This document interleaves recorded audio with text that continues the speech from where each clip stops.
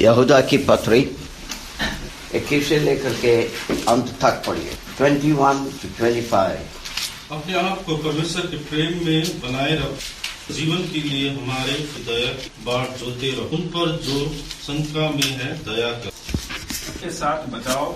आप में बुद्धिमान परमेश्वर हमरा मुक्तिदाता महिमा प्रताप प्रभुता और अधिकार। विश्वास के लिए लड़ाई करना, ये सबसे मुख्य बात है जिसके बारे में हम पढ़ते आए हैं। आज इस 22 पद में ऐसे लिखा है कि हमारी जिम्मेदारी कुछ ऐसे मुख्य जिम्मेदारी है। कुछ लोग कमजोरी के कारण से पाप के आक्रमण से पड़े हैं, कुछ लोग बिना समझते हुए पाप में गिर गए हैं, और ये सारे लोग कलीसिया के ही लोग हैं और इनके प्रति हमारा कुछ जिम्मेदारी है। उस जिम्मेदारी को निभाना है तो उन्हें गलत शिक्षा देने वाले और मसीह जीवन और मसीह कलीसिया को भ्रष्ट करने वालों से बचाना है तो हमारा खुद का विश्वास मजबूत होना चाहिए। इसी संदर्भ में हम देखते आए हैं। 22 पद को दोबारा पढ़िए दूसरा। क्या बनाते रहो। इस पद में कुछ हमें ध्यान देना है। प्राय मसीहत में हम क्या देखते हैं, जब एक व्यक्ति पाप में फंस गया या गलत में फंस गया, उसको मदद करना बिल्कुल जरूरी। उनको उस गलत से छुड़ाकर सच्चाई पर ले आना हमारा जिम्मेदारी। यदि हम इस प्रकार के एक जो वचन की ज्योति और सत्यता की पहचान हमारे अंदर है तो यह हमारी जिम्मेदारी है। इसी को वो यहाँ पर उल्लेख कर रहा है। मगर हर एक व्यक्ति एक बराबर नहीं होता। उसकी मन, उसकी समझ और उसकी जो प्रतिक्रिया या भावना, इन सभी चीजें जो है एक बराबर नहीं होता। इसीलिए इन समस्याओं से उन्हें छुड़ाने के लिए एक ही किस्म का तरीका अर्थात एक दवाई नहीं है। उस व्यक्ति के अनुसार जो जिस तरीका से करना है उसे ही करना, उसके द्वारा वो अपनी गलत को समझे, अपनी गलती से बाहर निकले या अपने पाप से बाहर निकले और उसका विश्वास मजबूत हो जाए। इस बात पर प्राय हम असफल रहे हैं। जैसे मैंने पहले भी बताया, एक बार हम विश्वासी बन गए तो हम यही विचार करते हैं कि हमारे अंदर इतनी समझ है, हम हर एक समस्याओं को दूर कर सकते। और हर समस्या जब नजर में आता है उसको पूर्ण रीति से नहीं समझते हुए हम जाकर के उस पर टूट पड़ते हैं उसे सुधारने। इस पर बहुत समस्याएं उत्पन्न होता है और कलीसिया पराजित। इसलिए ठीक समझ होना चाहिए। समस्या क्या है, समस्या की जड़ कहाँ पर है, उसे हम समझ। स्थानीय कलीसियाओं में जब ये शिक्षा के अभाव है वहां पर कमजोरीपन प्राय रहेगा ही। और स्थानीय कलीसिया में जो संगति में रहते हैं वो लोग वचन की पढ़ाई व्यक्तिगत में हो या कलीसिया की तरफ से हो, इन सभी चीजों पर ठीक ध्यान नहीं देंगे तो समस्या जरूर उत्पन्न हो। और उसे कैसे दूर करना, विश्वासी क्या करता है, कलीसियाओं में सभाओं में आते तो बैठकर सब कुछ सुनता है, सुन के वो दरवाजे से बाहर निकलने के बाद में वो चीज बंद हो गया, वो दरवाजा को बंद कर दिया।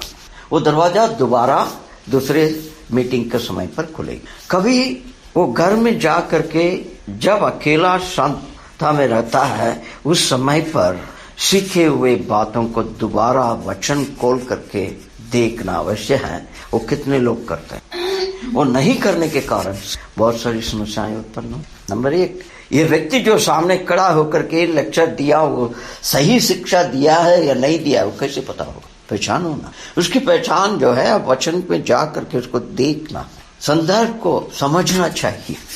हर किस्म की बातें लोग कह के चले जाते हैं मगर उस पर कौन सी बात सही है, कौन सी बात सही नहीं है, उसे भी समझना है। उसको समझने का समझ के लिए हमें पवित्र आत्मा दिया है, उसको हम क्या कर रहे हैं, उनको प्रयोग करना है।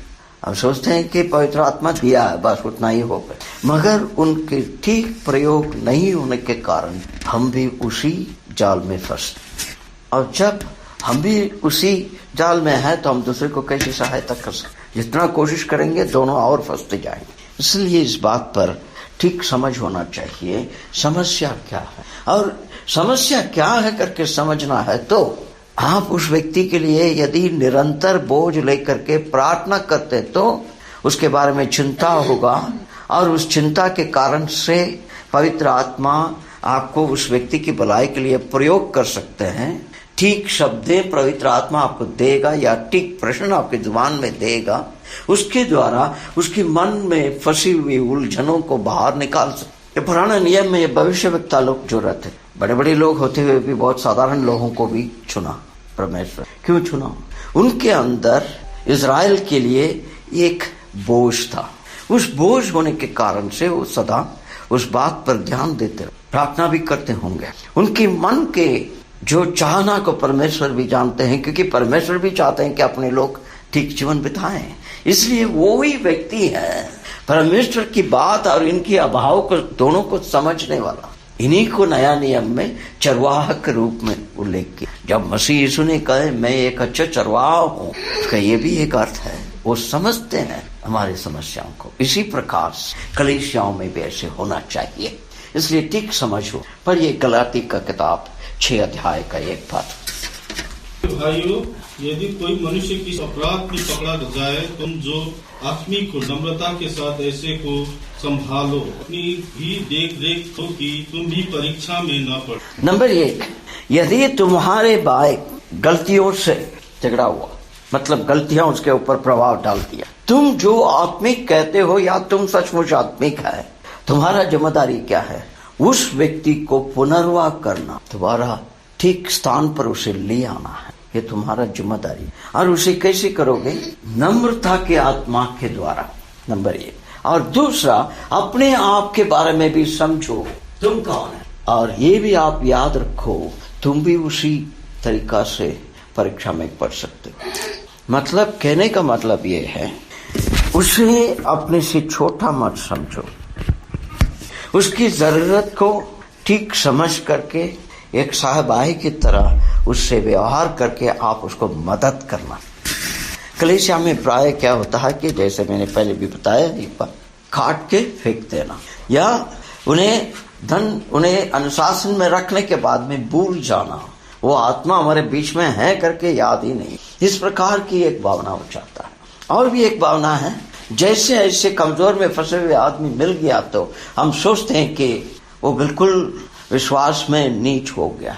इस तरीका से हम व्यवहार, मगर पुराना नियम हो या नया नियम हो, हमेशा परमेश्वर रेस्टोरेशन के ऊपर ध्यान, मतलब पुनर्वाह करना। इज़राइल को भी वही तो करने वाले हैं। जिस प्रभु यीशु ख्रिस्त को क्रूस पे चढ़ाया, वही लोगों को दोबारा उसी राष्ट्र को रेस्टोर करने वाला। इसलिए इस बात को हम समझकर नम्रता से ऐसी चीजों से व्यवहार कर, जैसे पिछली बार मैंने बताया होगा, अदालत की तरह इस पर हम व्यवहार करना नहीं। यदि आपके शरीर में कुछ ऐसे गंभीर रीति से चोट लग गया या कुछ इन्फेक्शन हो गया, उससे कैसे व्यवहार करोगे? सीधा किचन में गया, चाकू को लिया, आग में डाला, गरम किया, सीधा करके फंक निकाल के फेंक दिया? नहीं है। बहुत नाजुक तरीका से देखकर, क्योंकि उस पे लगी हुई चीज जो है वो दर्द को पैदा करता, सारे शरीर उसे महसूस कर। यदि एक भाई गलत में फंस गया तो उसके प्रभाव सारी कलीसिया में होना चाहिए, मगर उस प्रकार के भावना कलीसिया में नहीं होती। इसलिए वो कहता, तुम यदि आत्मिक व्यक्ति है तो उसे छुड़ाना तेरा जिम्मेदारी है, और छुड़ाने का समय पर नम्रता के आत्मा करना चाहिए। आगे जाएंगे। यहूदी विश्वासियों को जब चिट्ठी लिखा गया, उस समय पर इज़राइल के आत्मिक अवस्था के विषय में समझा करके एक सत्यता को उनको समझा रहा। उसको हम पढ़ेंगे। हिब्रू का किताब 6 अध्याय 4 से 8 पद तक। हिब्रू का किताब 6 अध्याय 4 से 8 पद पढ़िए। जिन्होंने एक बार ज्योति पाई है और स्वर्गीय वरदान का स्वाद चक्र आत्मा की और परमेश्वर के का और सामर्थ का स्वाद चक्र, यदि वे भटक जाए तो फिराव के लिए फिर नया बनाना अनहोना है कि वे परमेश्वर पुत्र को लिए उस पर चलाते हैं और प्रकट उस पर कलंक लगाते हैं। वर्षा के पानी को उस पर बार बार पड़ता है कि जिन लोगों की ज्योति बोई जाती है उनके काम का साग पात उपजाती है, वह परमेश्वर से आशीष पाती। पर यदि वह झाड़ी और कटारे उगाती है तो निकम्मी और श्रापित होने पर है और उसका अंत जलाया जाता है। इस पदों के बारे में हम पढ़ाई नहीं कर रहे हैं अभी, क्योंकि इसको विभिन्न तरीका से विभिन्न लोग इसका अर्थ समझाते हैं, मगर हमारे संदर्भ के लिए हम देखेंगे। इजराइल ऐसे जाति थे, उनको ज्योति दिया गया सत्यता की, परमेश्वर के बारे में उनको ज्ञान दिया गया, उनके आशीषों के बारे में उनके जीवन में प्रकट हुई है, हर चीजें उनको सामने दिया गया। यदि ऐसे लोग सत्यता से भटक जाएं, दूर हो जाएं, उन्हें कैसे पश्चाताप में लेकर आए, बहुत मुश्किल होगा। इसका अर्थ यही हो जाता है, उनको दोबारा पश्चाताप में ले आना मतलब दोबारा मसीह को क्रूस पर चढ़ाने के बराबर। मतलब जब मसीह को उन लोगों ने इनकार कर दिया, बहुत से लोग सत्यता को जानते थे, समझते थे, मगर कितने लोग मसीह पर विश्वास क्रूस पर चढ़ा दिए। उसके बाद में जब सुसमाचार प्रचार किया गया पेंतेकोस्त के दिन से, क्या यहूदी न्यायालय के लोग, ये सदूसी लोग जो बोलते हैं, ये लोगों ने विश्वास किया, बहुत से याजक लोगों ने विश्वास किया, मगर सभी लोगों ने, सारे देश जो है उन पर विश्वास नहीं। वही अंधविश्वास, अविश्वास से ही चलते गए, मसीहा को इनकार करते हुए देश से उन्हें बिछाड़ा गया। हजारों सालें बीत चुकी है, अभी भी परमेश्वर की ओर से उनके लिए प्रतिज्ञा करके जो दिया हुआ जमीन में अभी भी पूर्ण रीति से नहीं है, अभी भी उनके मन के अंदर पश्चाताप है।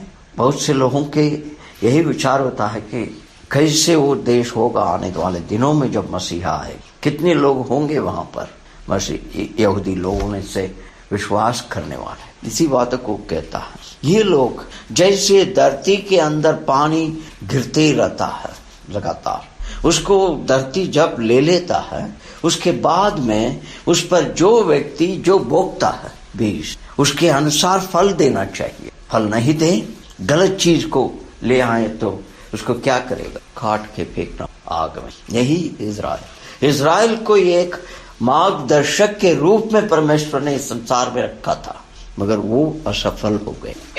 और उनका अंत क्या होगा, यही है, उन्हें दोबारा पश्चाताप में ले आना। बहुत ये बातें क्यों लिखा है कि ये जो सतावट के कारण से बिछड़े हुए ये जो यहूदी याजक लोग, लेवी लोग जो बहुत थे, उनको ये बातों को देख करके उत्साह देना चाहता है कि तुमने विश्वास जो किया है गलत नहीं, तुम अच्छे फल ले आए। मगर इजराइल के क्या परिस्थिति, इसलिए इस बात को हम समझना चाहिए क्यों परमेश्वर इस आत्मा को बचाया है। कलीसियाओं में दो समस्या है, एक है बहुत से लोगों को पता ही नहीं है वो उद्धार पाए हैं नहीं पाए हैं, और दूसरी समस्या है वो सोचता है उद्धार पाया है करके, मगर सचमुच उसको उद्धार हुआ नहीं है। इनके बीच में समस्याएं हैं। इसीलिए विश्वास के लिए मजबूती कराने के लिए लगातार मसीह की शिक्षा होते रहना चाहिए, उससे वो आत्मा मजबूत, जो आत्मा विश्वास, तब आप पहचान सकते हैं कमजोर कौन है, जो विश्वास में नहीं है वो कौन। हमारी पहचान किस प्रकार से होता है, प्राय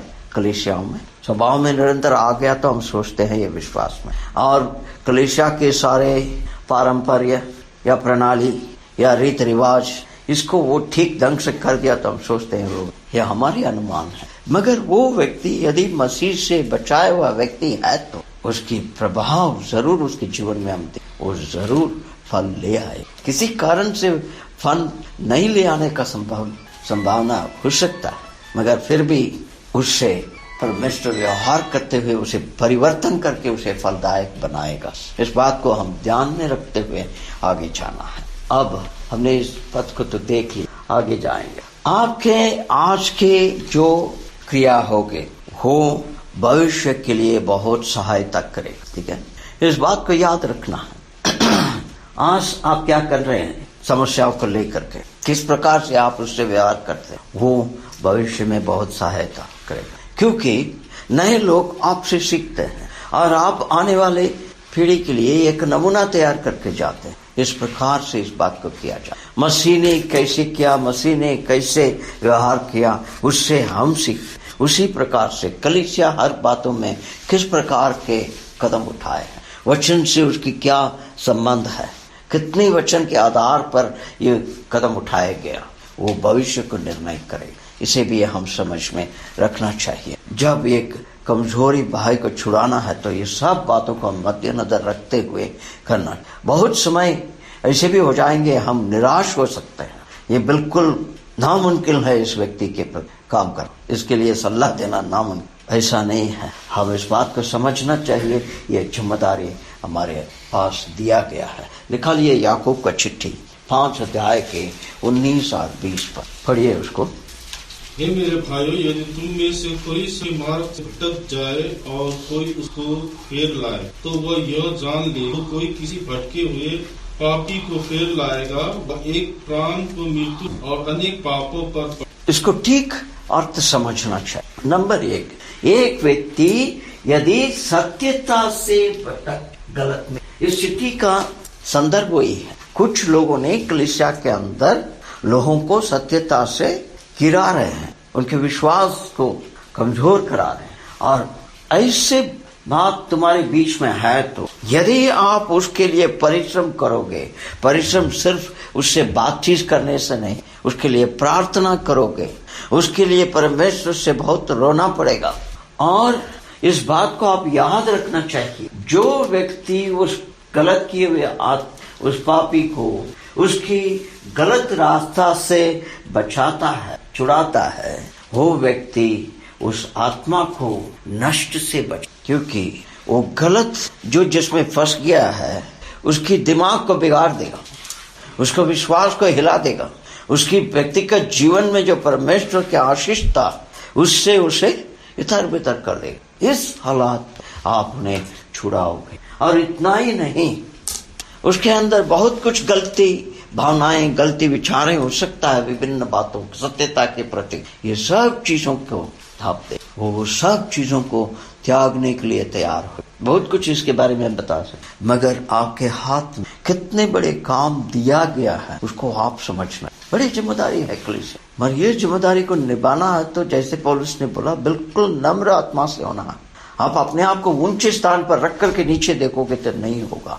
उसी के स्थान पर हो करके, जैसे अंग्रेजी में कहते हैं, put yourself in his shoes. कोई विश्वासी जानबूझ करके गलती या पाप नहीं करेगा। इसलिए तो यूहन्ना ने वो जो चिट्ठी लिखा हम देखने वाले हैं। जो परमेश्वर से बचाए हुए व्यक्ति है वो पाप नहीं करेगा, क्योंकि उसके अंदर परमेश्वर का बीज है, सत्यता की। मगर कमजोरीपन के कारण शरीर और आत्मा की लड़ाई है, हमें इस पर वो पराजित हो जाता है बहुत समय। इस कारण से उसे समझ कर सहायता करोगे तो आप बहुत बड़े उपकार करोगे उस व्यक्ति के लिए, और कलीसिया के ऊपर भी बहुत बड़े आशीष आए। इस बात को आप हमेशा ध्यान में रख आगे जाएंगे। उसके लिए अंतर विनती करना और उससे बातचीत करना, इंटरैक्शन, ये भी बहुत अवश्य। जो माँ बाप है जिनके बच्चे बड़े हो गए, मतलब टीनेज से आगे बढ़ रहे, ये बच्चों से बहुत कुछ समस्याएं होता है।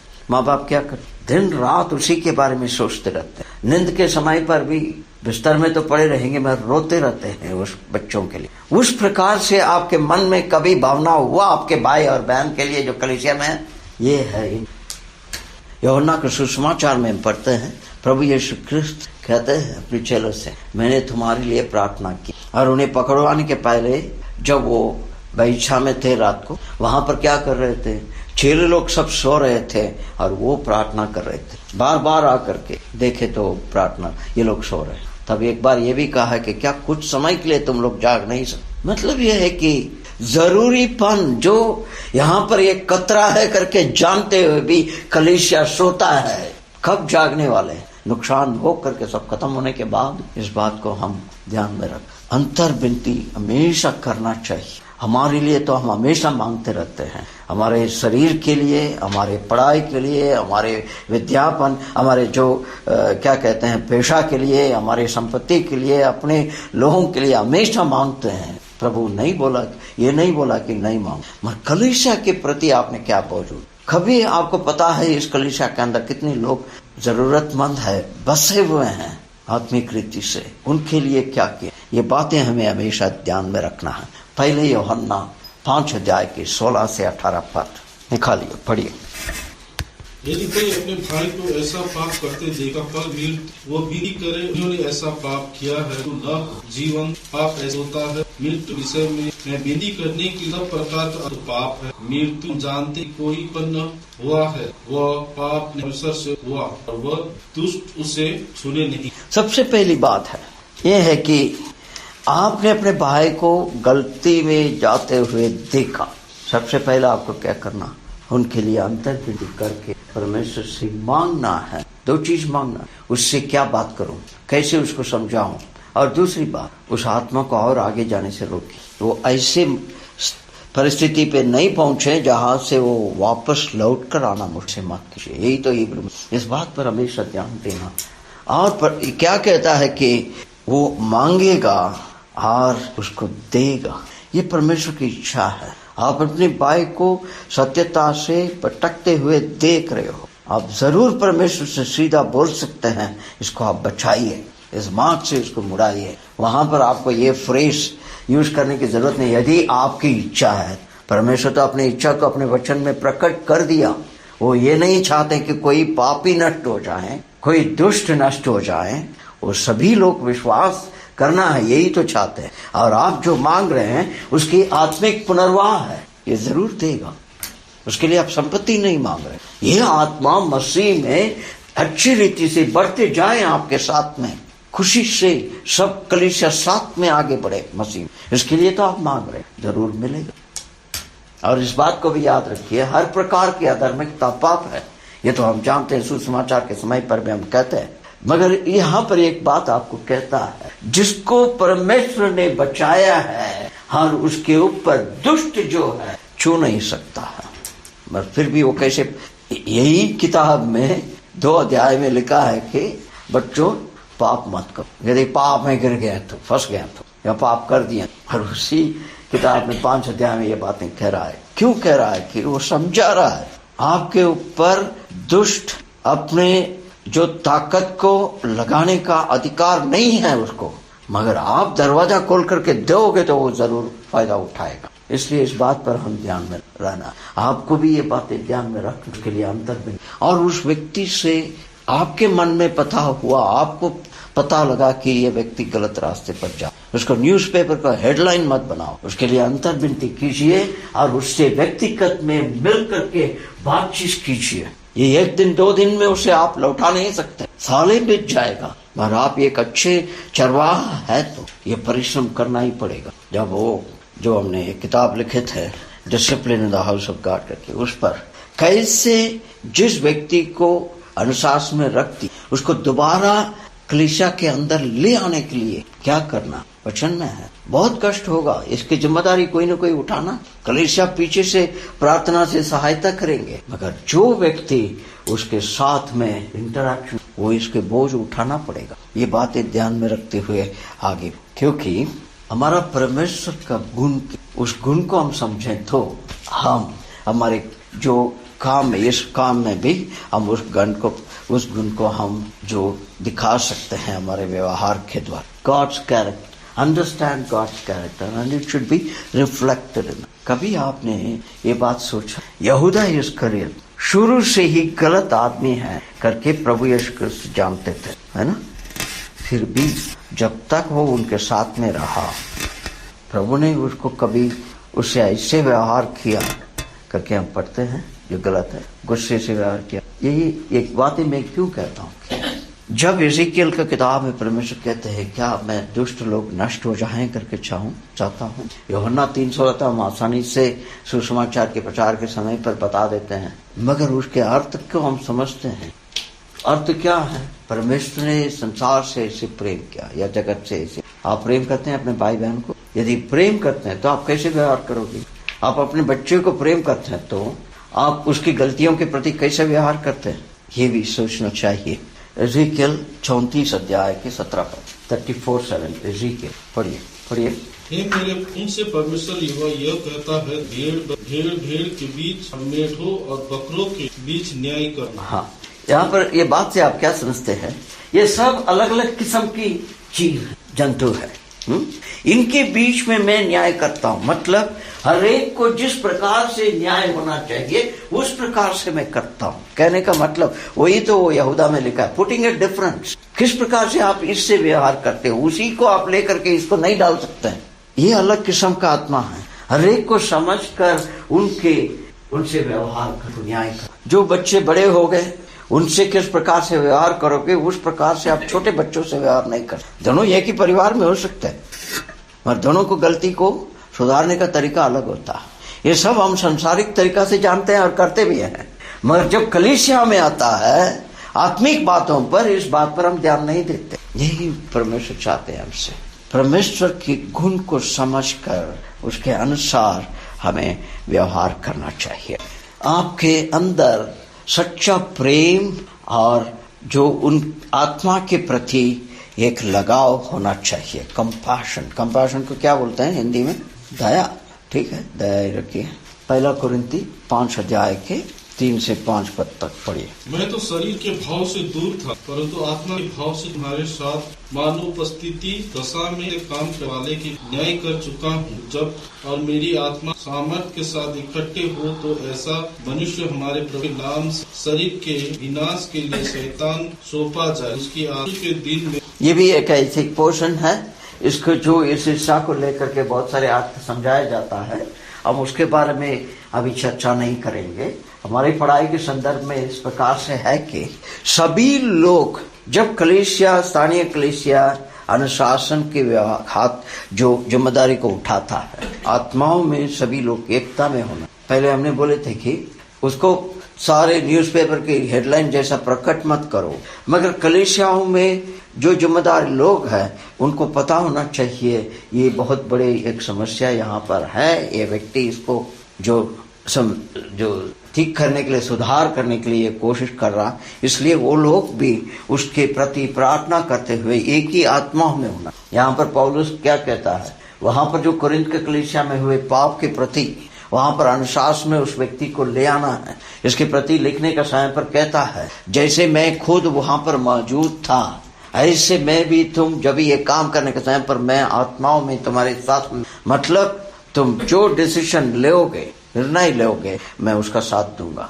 मगर एक अफसोस की बात है, कलीसिया में क्या हो जाता है, जब ये सब अनुशासन की बात होकर के अनुशासन जब बताए तो वहां पर मनाशा की तरह कुछ लोग होते हैं, ये तो उनकी निर्णय हैं, हो गई है ना वहां पर विभाजन।